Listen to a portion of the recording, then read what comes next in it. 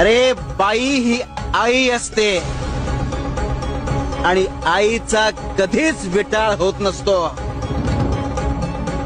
आणि जर हा विटाळ असेल तर अवघं जग या विटाळानेच निर्माण झालंय.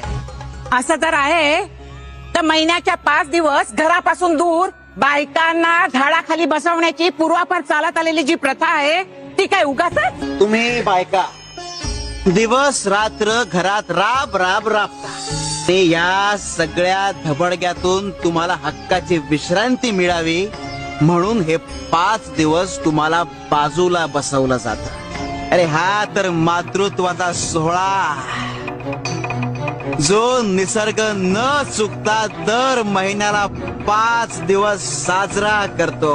शिवार शंकर नमामि शंकर शिवशंकर शंभो.